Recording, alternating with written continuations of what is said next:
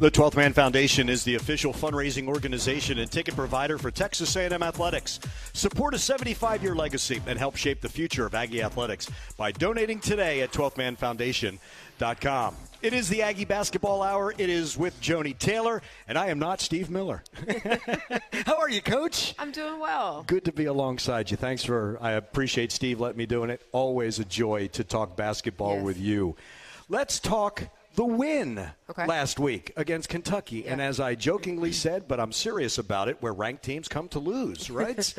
On a long winning streak. And once again, Joni, not just a great second half, but that fourth quarter for this team, which to me just illustrates the resolve and the resilience of this team, does it not? You know, I think that the Kentucky game was great for a lot of reasons. Number one, our game plan was very unique to what we wanted to do for Georgia A-Moore. With that being said, it was something we had done in the past at Georgia with Olivia Miles at Notre Dame. We played her as a freshman. We did something similar. We played an Oklahoma team when I was at Georgia who had an outstanding player. We did something similar, which was Georgia A-Moore, the point guard for Kentucky. She's so good. She's so good. And if you allow her to score and facilitate for everyone else, then she gets everybody involved. She's truly one of those players that makes everybody better. And so our philosophy was, she's got to beat us, but nobody else can. Right. And can she score enough to beat us? And so what we did was, normally when she's good enough to get by your first defender, no matter who it is. And then what we saw was other teams like rotating to her, and that's when she's able to pass it to everyone else. And so what we did is we stayed toes down on everyone else, and we shadowed her with our 5-man. And so her option was to score it or pass it to their bigs. Those are only two passes she could make. She could score it or pass it to their 5-man. And their 5 men were number 7, number 13, and number 17. 13 and 17 didn't show up. Number 7 did. She had 20. But her 20 and Georgia's 15 wasn't enough to carry the day. Right. And so that was our philosophy. Our players saw it. They saw the vision for it. Thankfully, 13 bricked the first 2 jumpers she shot, and they were like, it works. And there we were. They were excited about it. They were clapping and cheering every single time. But it was great because, you know, they keep saying the game plan worked, and what I challenged them on was our game plan is very good. Our assistant coaches do an outstanding job of putting us in a great position to be successful. It worked because you were disciplined and you chose hard. You were disciplined and you chose hard. And because you were disciplined in your approach on both ends of the floor and you chose hard, the game plan worked. Let's not do the game plan worked. Right. You were disciplined in what you decided to do. And then my next question, this was after the game on Friday, I said, now here's my question to you. Here's the next step in our trust. If 13 would have knocked down those first 2 jump shots, would you have still believed that the best thing to do was to not guard her? And they're like, ooh, great question. Like, that's the next step. Like, that's trusting that even if they make the first 2, we have seen enough film to know that can she maintain that. Right. And if she does, we pat her on the butt and we go on. But just the games that we've played are, 5 out of 6 being top 25 teams, prepared us for the fourth quarter. And I'm not knocking anybody in this league or Kentucky how they started, but we probably were the first really physical team they had run into, and you could just tell. Right. You could tell. Right. The difference in the schedule we had played so far and theirs. That's the confidence, because you did it to Georgia in that win over the Bulldogs. You and I have talked early season games about watching a team mature. Right. This is another step for this team, is it not? It is. It absolutely is. You know, and they can see it. We show it to them in film. Our numbers are showing it. Our defensive numbers are starting to look the way they're supposed to look. We're second in the SEC in three-point percentage defense. You know, our schedule's like number 4 in the country right now in terms of strength of schedule, how hard it is. And so they're starting to see, like, our growth and how we're coming together and just taking the right steps. Talk to me about choosing hard, because if it wasn't hard, anybody can do it. But as other coaches have told me, Joni, and you have said it, the players have chosen to be here. Right. And right here, right? Yep. And you want the athlete who she chooses hard, correct? You've got to. You know, like, one of my mottos I say all the time is we can do hard things. Like, we can do hard things. And the thing that I get frustrated with is that somewhere along the way we made hard bad. Hard is not bad. Hard is just hard. Yeah. It doesn't mean it's bad. Why do we always hear hard and think bad? Stop. Right. Hard does not mean bad. And I will also say, when I think about my growth areas and where I was stretched and challenged and came out on the other side better, it was never when I was laying out on the beach.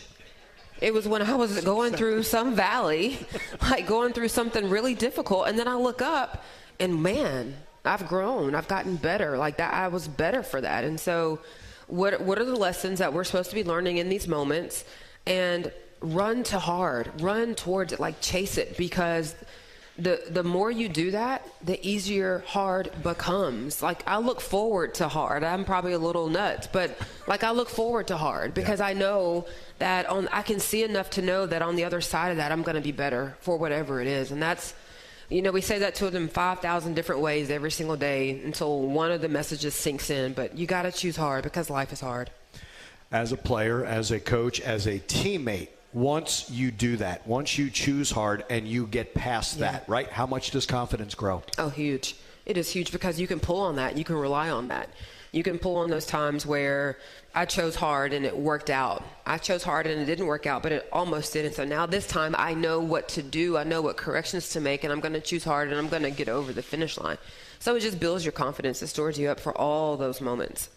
We always talk in our business, if we're interviewing coaches, we talk about, well, how do you respond? And we usually ask that question, Joni, after losses. But we really need to do it more often after wins, because responding after victories is just as important, is it not? It is. It is. I've said this on the radio show before with Steve, but Coach Landers used to always say, success killed Elvis, right? So after a win like Kentucky, you're like, all right, let's get to neutral. And so we constantly give them things so that in moments we can pick up those conversations and it's not a new conversation. So, one of the things we talk about is how do you stay neutral? Like, let's not get too high and let's not get too low. And so our challenge in November and December was, with some of the losses we had, was like not to get too low. And so we did a good job of keeping them neutral. And then I told our staff we've got to do a great job of keeping them neutral after Kentucky.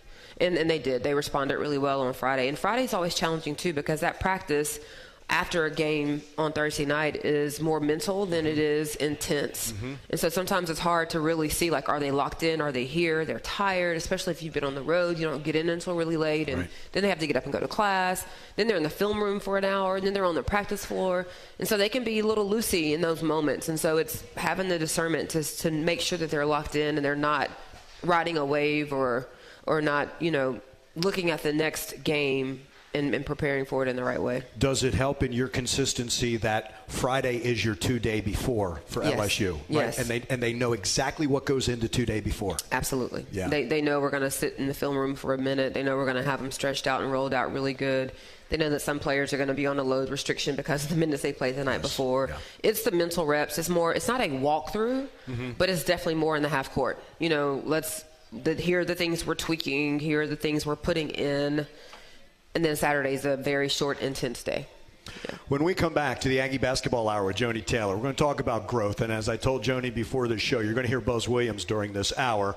And then next week, you're going to hear Joni during Buzz's show next week. But Buzz has something on comfort, which is also growth. We'll do that when we return to Rudy's, 504 Harvey Road here in College Station. It is the Aggie Basketball Hour with Joni Taylor, and this is Aggie Basketball from Learfield.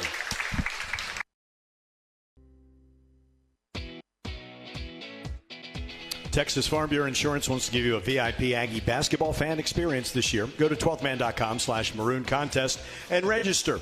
A winner and a guest will receive game tickets, a Joni Taylor autographed basketball, and will be recognized on the video board during the game.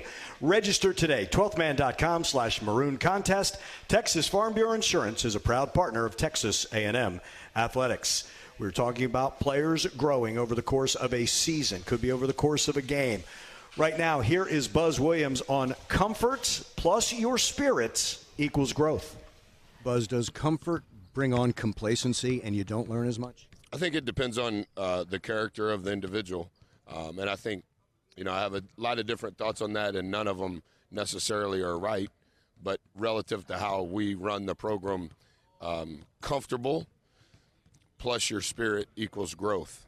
And your spirit is always the most important thing.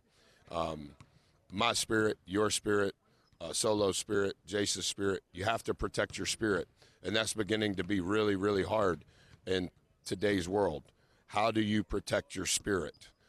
not your talent. How do you protect your spirit? Because there's so many ways for that not to happen. And when you're comfortable and you take care of your spirit, you have an opportunity for growth. But when you're uncomfortable plus spirit, then you have great growth. And so that's the way we taught it in year one. It's a quote shirt from year two. I think all of our guys are familiar with, as much as we can be uncomfortable, the more opportunities we have for great growth. And for where we want to go as an organization and where we desire each of our individuals within the organization to go, great growth is required. And so that means we have to be uncomfortable, and that means I have to say things that I don't necessarily want to say. I have to do things that I don't necessarily want to do. And that means they have to hear those things and also do those things. But that's great growth on the backside. That's a wise man. Yes, it is. I love listening to him. I love listening to both of you talk. It's a reason why I share it with both of you as coaches.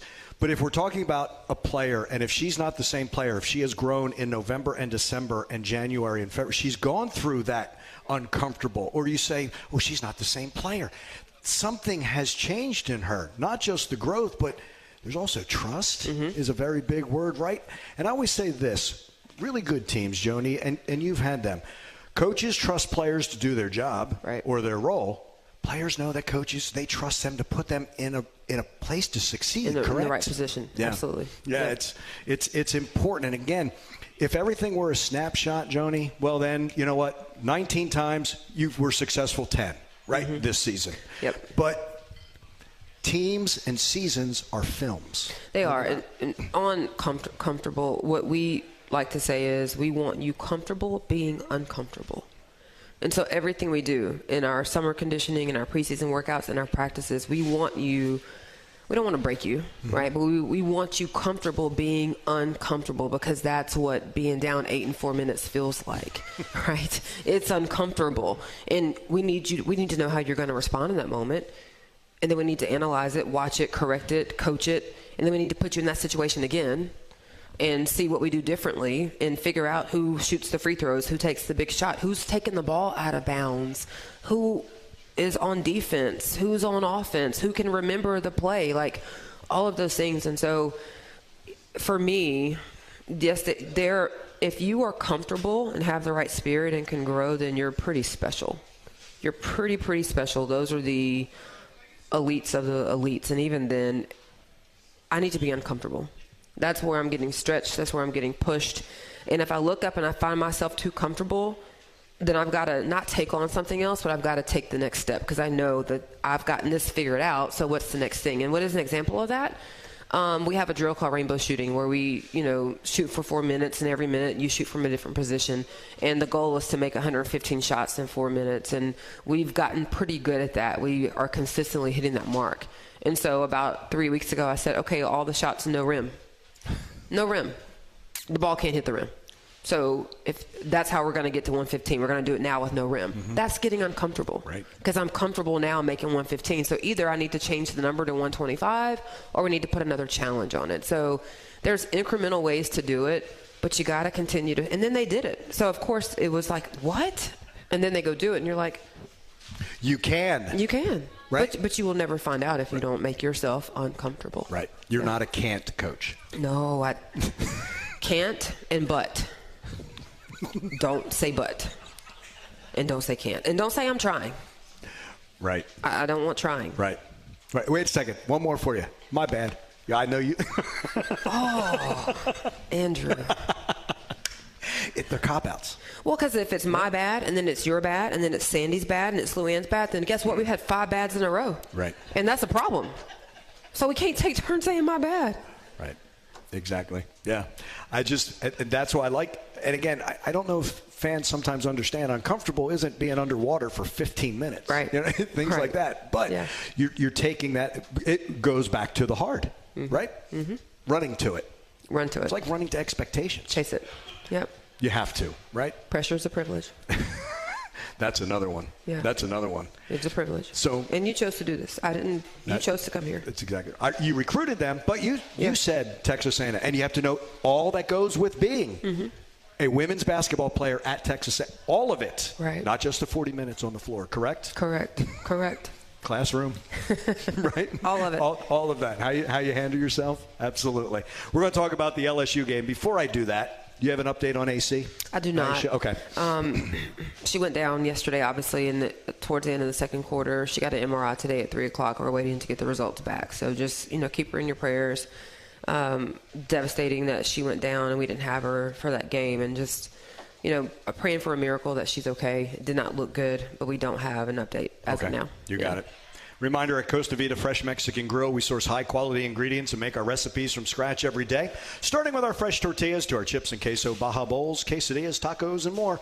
Find us at CostaVita.com or in South College Station today. That is our friend Holly Johnston, who is a Fightin' Texas Aggie, owns Costa Vida. When we come back, we'll talk about the LSU game yesterday in Baton Rouge when the Aggie Basketball Hour with Joni Taylor rolls on from Rudy's. This is Aggie Basketball from Learfield.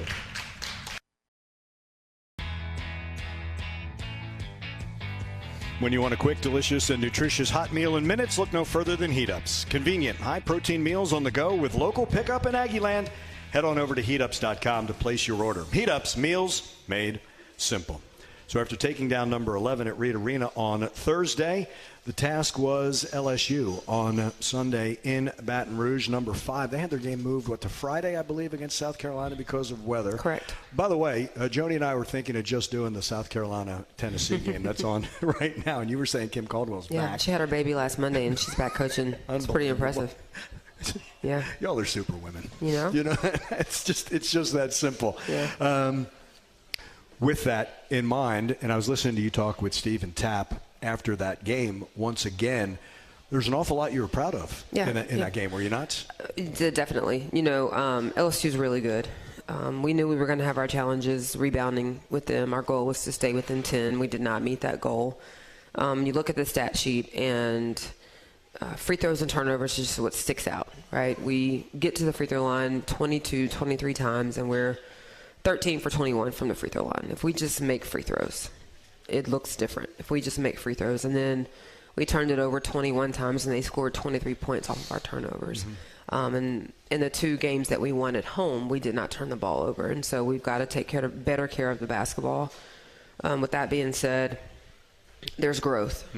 We go to their home court on their 50th anniversary of women's sports and their alumni weekend, and you hold LSU to 64 points, and they average 87. Our defense did its job, right? And so as proud as you are of them and their fight without AC, right, for 2 quarters, as a coach, you walk away saying, dang it, that's the one we needed to get, because they shot it really bad. Now, we had something to do with that, right? But to keep them at 64 points, even with the rebounding deficit, if we just take care of the basketball and make free throws, the game looks totally different. With that being said, again, extremely proud of their fight. And we were without Kendall Hunter. Kendall Hunter got hit on practice. What is today? Monday. We played Sunday. So on Saturday, before we leave, she got hit with practice and got, ruled as having a concussion. And so we're down. We finished the game with 8 players, and so just extremely proud of some of the things that we did in that game, and definitely a lot to grow You from. would love to go into a game and say, I want to do this and this and this and this. And all of a sudden, whether it's a whistle and there's 2 fouls, you have to adjust. You can't. You have an idea as a coach, but it never goes to plan, does it? It never does. So you can say to your players, we're going to play without AC for the next 2 quarters. That's theoretical. Right. But you're able to see them go through. So someone like Talia Parker grows, right? Soleil grows, right? Janae grows, right? That's where that's where the optimism. I know you hate to lose. Yes. But it can't just be, okay, we need let's throw this out and start all over. Correct. Right? There's still steps that can be taken. There's still things you can do. And I think, we're going to talk about her in a minute, but Sahara Jones plays 40 minutes in that game. When AC went out, we just started Amira at the post, and we slid Sahara to her natural position, which is a guard. Sahara's been playing the post for us all year long. And so we just slid her over a spot. And you just talk about her versatility and her stat line. wasn't great, but just her being out there and the presence that she has. And so it's constantly figuring out like how to, change yourself into a different form, a different shape. Like we're chameleons in that way. Right. And back to kind of what we've been talking about for this entire hour. Yes, she is comfortable in that role, but sometimes players say, okay, with no AC, we can't depend on Aisha's not here. Can I step up? Right. Is this my moment? Right? Mm-hmm. Mm-hmm. You have to do it, or you're and even saying, let's say Talia doesn't, right? It doesn't mean she won't, right? But this is where they learn about themselves a little bit more, do they not? It's just there's a different responsibility, and even I don't know what's going to happen with AC, but even in the film room tomorrow, like she pays attention. I'm not saying she doesn't, Talia, but she's going to have a different edge to her because she understands, like, okay, like my role has changed. Right. Really quickly. Right. And it's what we've been telling all of them. Like, it only takes one thing for all of this to look different for everybody. Yeah. So the role changes, but you're still asking her and every one of your players excel in your role. Yes. It's just changed a little bit now. Absolutely. Because everyone's role is not the same. And I was reading something a couple of weeks ago, and it says, just because this is the role you're given, it doesn't mean that's all that you can do, but that's what is needed for you right now on this team. Right. So if you need to be the best rebounder on this team, it doesn't mean you can't score, but on this team, we need you to rebound. If you need to be the best defender on this team, it doesn't mean you can't shoot, but on this team, we need you to be the best defender. And so don't take offense to what it is we ask you to do, because it is what is required for the team that we have right now. Just like, so right now, Sahara's playing the 4. Last year, she played the 2. The year before that, she played the 3. She's played a different position all 3 years that she's been with us. And so she's the epitome of someone who has taken the role that we have asked her to play and has done it. I've always thought this. You see some teams, and they've got some great players, but I look at them as puzzles, and sometimes those puzzle pieces don't fit. Yeah. But when everybody plays their role, suddenly that picture's beautiful because all those pieces fit, correct? I'm telling you, when you said that, I could rattle off 5 or 6 top 25 teams right now who just never, and this is not a judgment, this is just of watching it, never quite peak the way that you think their talent should allow them to.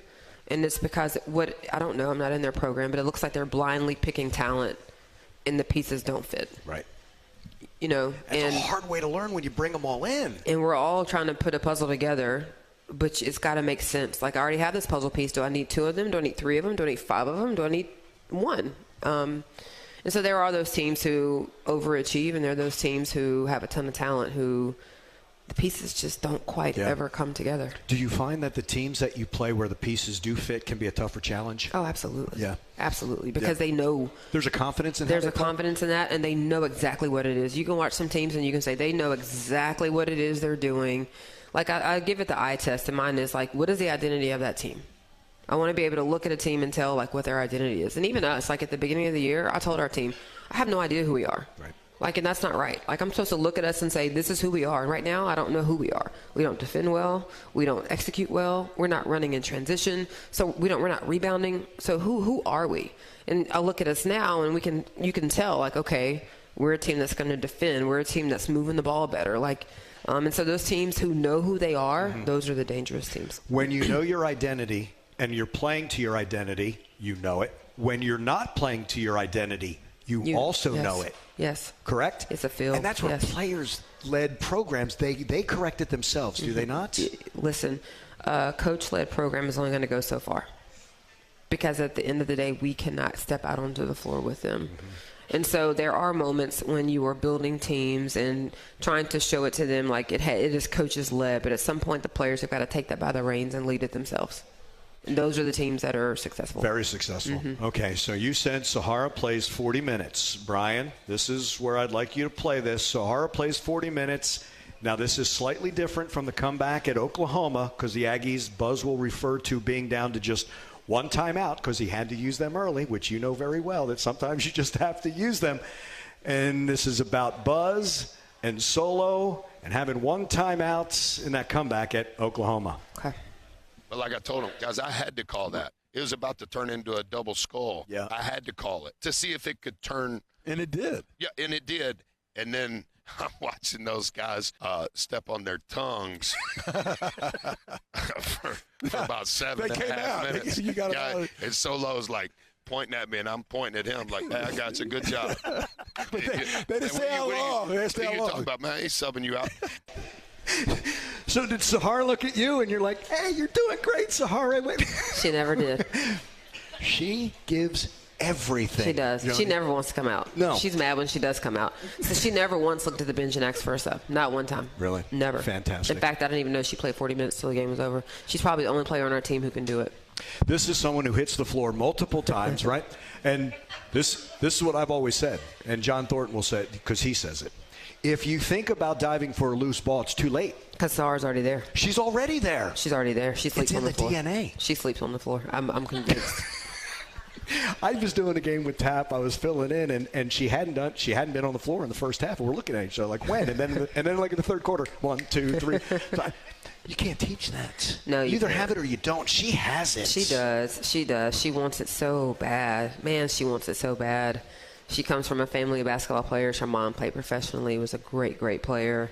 She wants it so bad, and she, I still think she's got a ton of potential. And so for players like that, she's going to give you everything every single night, and then when it all clicks, you just are happy for them because she puts in so much work. She watches film. She's in there early. She takes care of her body.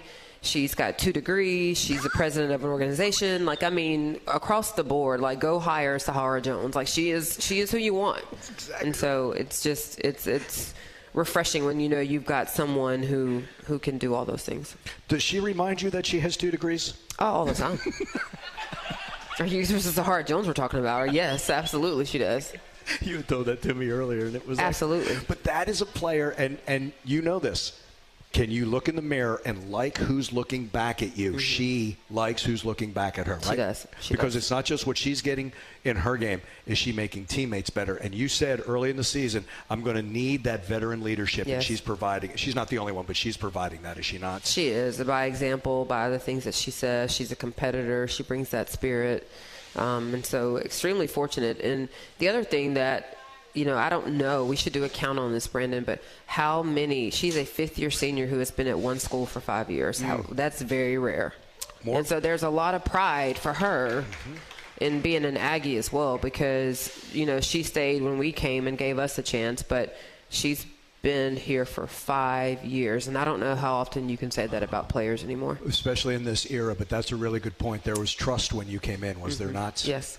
But there's also the honesty of what you were going to expect of her, right, as well. It's a two-way street, is it not? It absolutely is. It absolutely is. And that's one thing our players are never going to have to wonder is if we're going to be honest with them. Yep.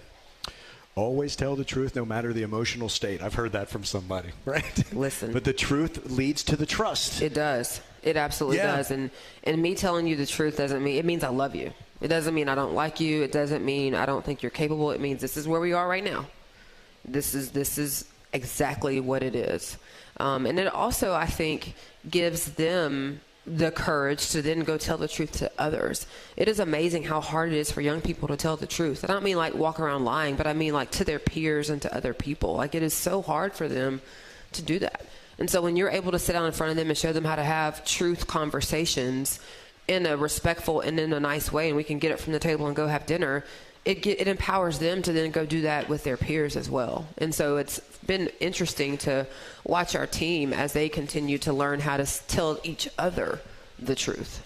It's not always the number of baskets. That's when you see growth as well off the floor, do you not? Yes. Yes. Yeah, absolutely. Because if you keep telling people what they want to hear, it goes back to the growth, right? Yeah. They're not growing. They're not growing. And it's your fault. Correct. Yeah. Correct. More of the Aggie Basketball Hour with Joni Taylor. And we return to Rudy. Stay with us. This is Aggie Basketball from Learfield.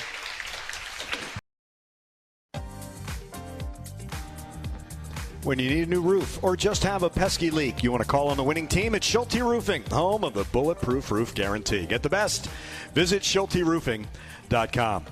We talked about the week that was, and now here's the week ahead for the Aggies. Thursday, Arkansas, 6:30 is the tip.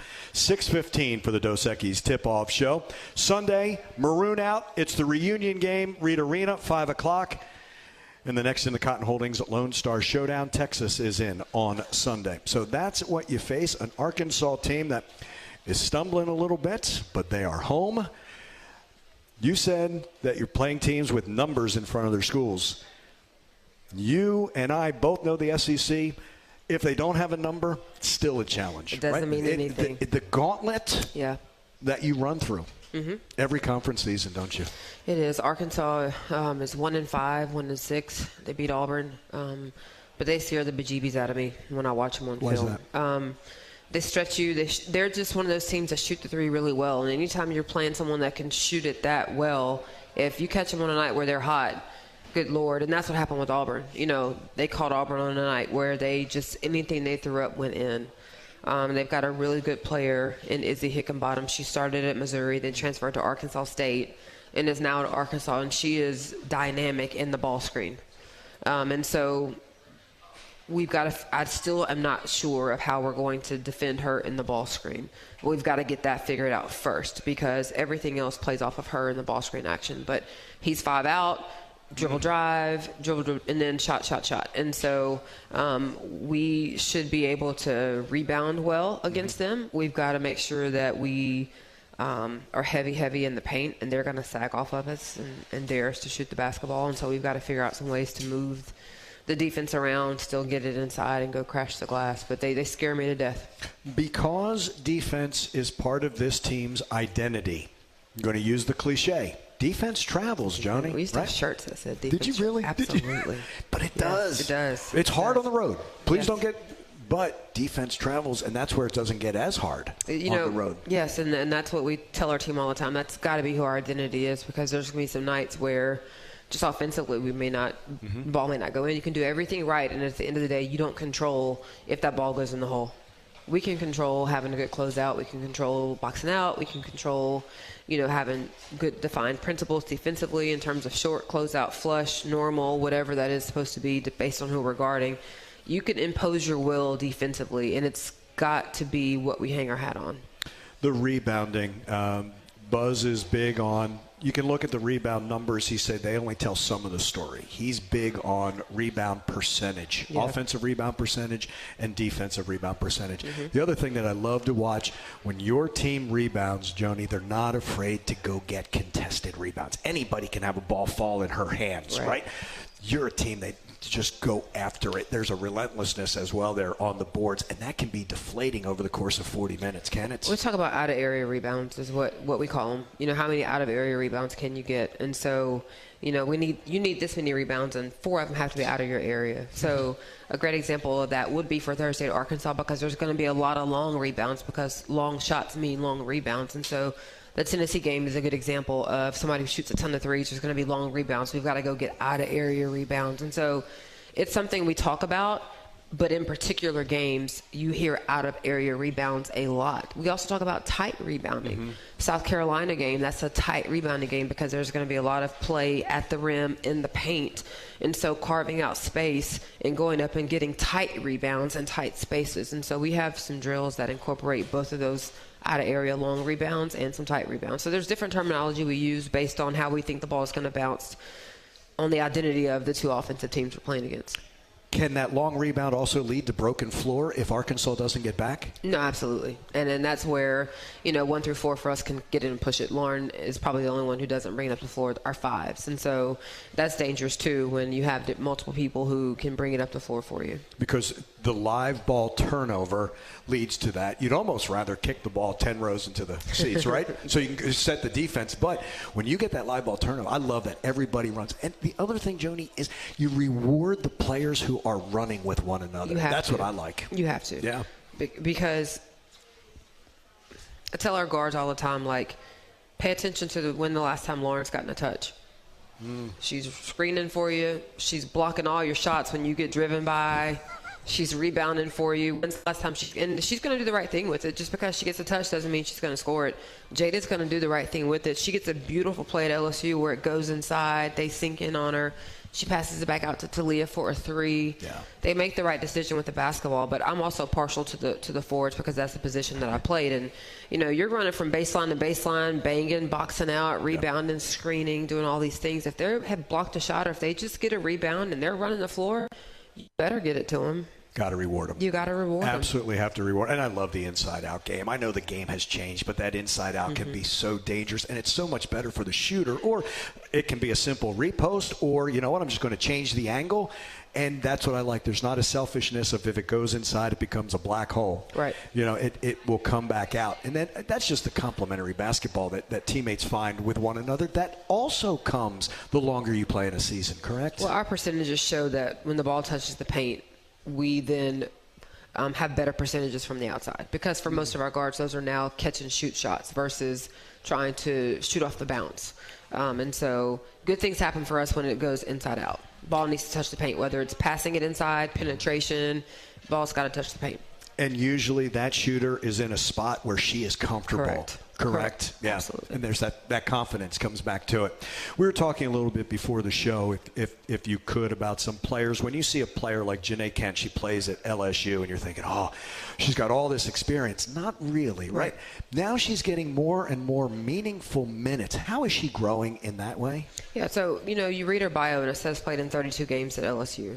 She was a freshman last year at LSU, and those 32 games she played in were when they were up 20 with 5 minutes left, right? So, yeah, she got in 32 times, but what those mean minutes are not nearly as meaningful as the minutes that she's getting now, on top of being a starter in our program. And so what I love about Janae is that she comes from a program that has had a lot of success. And just as a freshman, the things that she was able to see around being around a talent like Flage, being around an Angel Reese, like whatever she learned from being around that program, she's brought that here. But she's also understands like the expectation every day to show up as a starter. That's a different type of responsibility. You know, Talia's going to figure that out pretty quickly. Correct. That's a different responsibility to show up every single day with the expectation to know your scouting report, not to be perfect. We never ask that. But the responsibility and the weight that it carries, because you do have a different just responsibility and expectation when you are starting, because it is your job to start us off as a team in the right way and to model that behavior for everyone else. And so I think that she's learning she's got a great body. So I think she's learning her ways to score. I think she's getting confidence in her shot. She's learning how to become a better defender. Her upside is really, really high. And so just excited that she's able to also have this year with a Sahara, with the AC to learn from, to practice against, because we've got her for, you know, another 2 years after this. Starting is a role also. Yes. We all think of role players as who's coming off the bench. Starting is a role. It is a role. It is absolutely. I need to talk about that tomorrow. Thank you. Starting I've is a stolen role. so much for you. Thank you. But it is, right? It absolutely is. And there's that responsibility that comes with it as well. Everybody loves to be in the starting five. Oh, that's great. You get your name introduced, and the 12th man's cheering you. They're yelling for you. You get all that. It is a role. And if you haven't done it before, it takes a little while to learn with the responsibility that comes with it. And that's what you love. That's when you know someone can be special, right? Because you're giving her more responsibility, and when they start eating it up, right, and accepting it and excelling at it, correct? And she's someone who says the right things. She's finding her voice more. She knows the right things to say. She says the right things. She's got a great personality. And so she is one of those truth tellers on our team who can tell, you know, some of our players, no matter upperclassmen, senior, freshman, like, no, you did do that. Like, because nobody thinks they ever made a mistake, right? I didn't do that. Yes, you did. And she's like, no, actually, you did. I saw it too. You know, so she's someone who is a truth teller, and just, again, excited to see how she continues to grow, because she wants it really bad, and she's absorbing it and she's learning it. Players like that also like to be told if they've done something wrong. Yes. No one likes that. You know what I mean? But how am I going to get better if you're not honest with me? Yeah. Yeah. That's the excitement of it. Yes. I love what growth of team, like I say, as you watch it as it goes.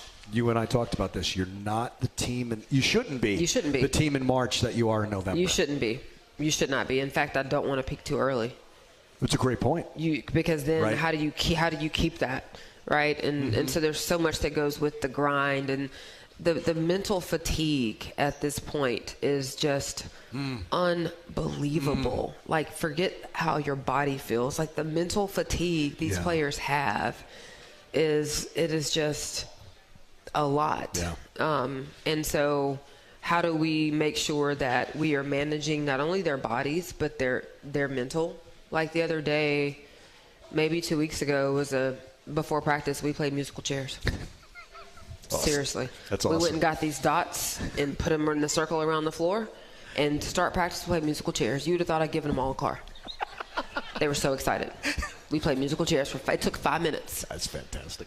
But it was what they needed in that moment. Correct. And so it's being able to look at them and just, they need to do something today. And you can't do that every day. Right. I don't want to be Right. responsible for getting you going every single day. You got to Right. rev up your Correct. own engine. Correct. But there are some times where you have to remember, like, the load that these young ladies carry, or these student athletes in general. Yep. Final break, final segment to come. The Aggie Basketball Hour with Joni Taylor. Stay with us. This is Aggie Basketball from Learfield.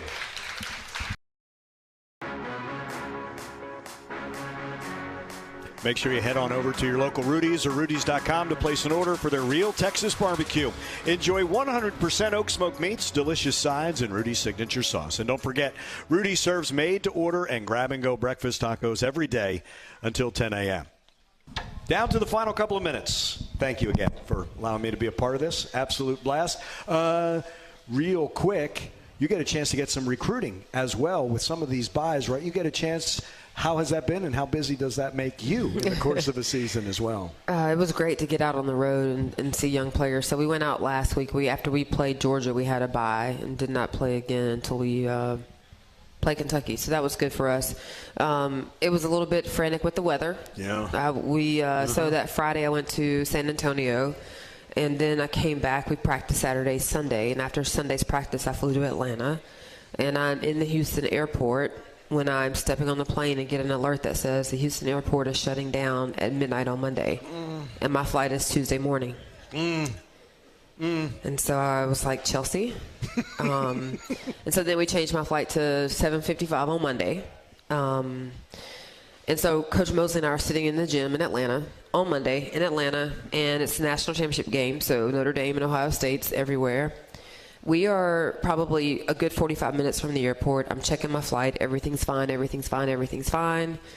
It's 4 o'clock. I'm going to probably leave around 5 to get to a 7:55 flight in Atlanta. I've got the pre-check, the clear, the digital ID, all the things. I don't have to check a bag. And I pick up my phone, and it says, your flight's just been canceled. Oh, jeez. So I am now panicking because I've got to get back to Texas, because the airport is already going to be shut down. We've got a game Thursday. We've got practice Tuesday. The only flight, y'all, was a 5:30 flight out of Atlanta, and I'm in North Atlanta, 45 minutes away, and it is 4 p.m. I'm sitting in a gym.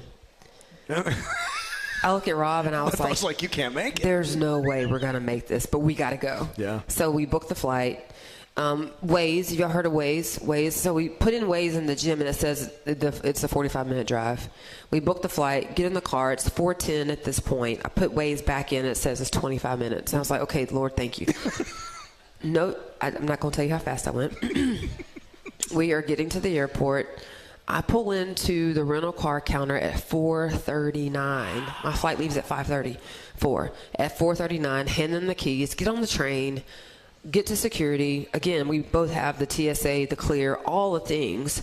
We go right through security. There is no line we don't check a bag. And here's the clutch thing that saved us. Our gate was the T gate, which is right when you pass security, so we didn't have to go on a train to get to our gate. We walked on the plane at 5:15. They closed the doors at 5:19. Outstanding. Outside of that, we saw some great talent. Right. It was a great day to be at Aggie. We got home. We beat Kentucky. All ended well. Beat the hell out of Arkansas and TU this Thank week. you. Thank you so much. Aggie Basketball Hour with Joni Taylor.